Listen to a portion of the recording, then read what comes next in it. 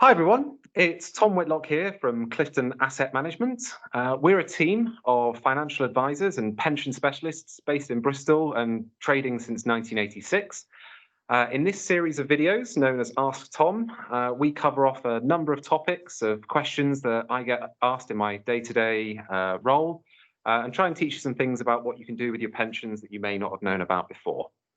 Today, we're going to be talking about the Clifton process and what goes on between the initial calls, which are handled by myself, and ultimately the client getting the outcome they're looking for. I'm very pleased today to be joined by Rob Gilbert, who heads up our team of advisors at Clifton. Rob, how are you doing? You all good? Very well. Yeah, you, Tom?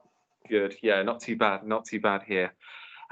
So like I said, there's a lot of work that your team put in between the initial call with myself to see if there's legs to any inquiry and the outcome the client is looking for. Any pointers as to what goes into a typical inquiry that Clifton deals with, and what does the process look like? Yeah, I mean, the inquiries come in many forms. As you know, Tom, we sort of distinguish between the inquiries that come in. They either sit in a more traditional sort of wealth management, personal client work, so that can be your fairly basic pension planning through to personal protection, succession, inheritance tax planning, or it could be more on the corporate side. So there might be businesses inquiring as to how they can fund their business, and these might be limited companies, sole traders, one-man bands. And so the advice piece is slightly different depending on how the inquiry comes in. And depending on what that inquiry is, will sort of determine the route that we follow, albeit there is a basic process that we follow with regards to understanding the client's requirements. Sure. And I suppose starting with the corporate side of things, let's go straight into the deep end with the complicated side. What does that journey sort of typically look like for a business owner getting in touch with us? They've had the first call with me, it seems to check out, and they're now going to speak to one of your advisors, Rob. What happens from there? Okay, well, you're quite right. I mean, some of these inquiries can be quite complex because we are dealing with business structures. So fortunately, the team that I have that I work with are very well established, very experienced. So fairly early days in the conversation, they can sort of normally get to grips as to where we are going with regards to the advice piece that is being talked about. The key issue in all client contact, though, Tom, is that we need to understand the client, their current situation and their requirements. Because ultimately, we are giving them advice, regulated advice, and we want to make sure that that advice is right for them and right for their family. So with regards to the corporate side, initially, well, obviously, the main call comes in with regards to funding the business. So we will talk around the business structure, what they're trying to achieve. It normally centers around looking to fund the business. Therefore, we talk about the cash flow implications of the business and other complex areas, including tax, succession planning, that sort of thing, really.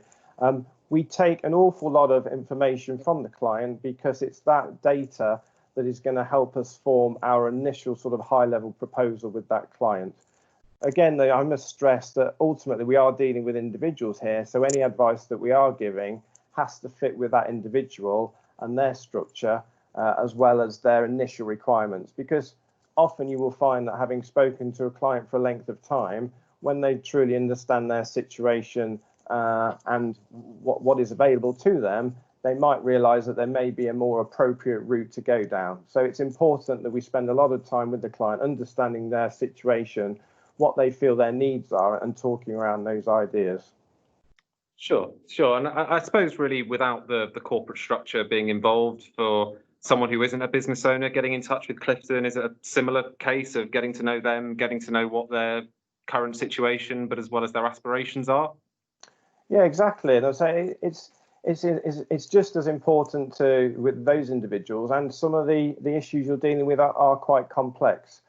We do go through a process where there are certain pieces of information that we need to know very early doors so that we can structure the advice accordingly.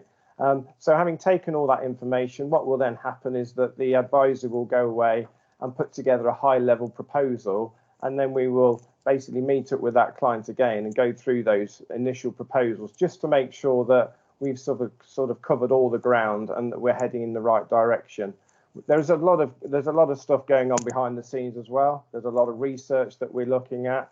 We're crunching the numbers as you would expect, and on the back of that process, we then ultimately produce a recommendation, and that will go to the client, and we will run through that in great deal to ensure that the information we have on them is correct, that we understand what they're trying to achieve, their main objectives and their requirements, and then we run through in great detail what we're actually proposing. So it's quite a, I suppose, intense process in terms of the information gathering and the presenting, but ultimately we want to get to the point where we are giving the client the best advice we possibly can, and ultimately we're achieving their objectives.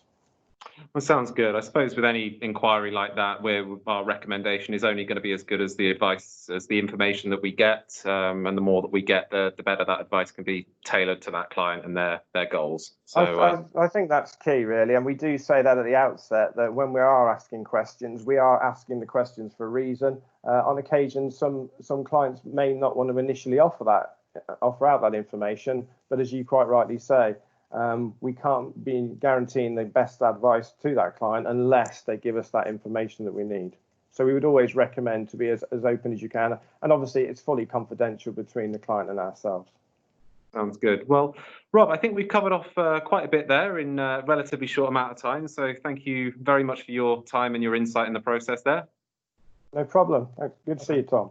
Sounds good. Sounds good. And for anyone watching at home, whether you're potentially an introducer wanting to point a client our way to see how they find the Clifton process, or just someone watching at home that might have some pensions of their own that you might want us to take a look at, I'll make sure that there's contact details listed below in the video description. If you want to get in touch, we'll happily run through your scenario and see what we're able to do. But for now, thank you very much for watching. Make sure to subscribe and to tune in for the next episode of AskTom. Thanks very much. Stay safe and goodbye.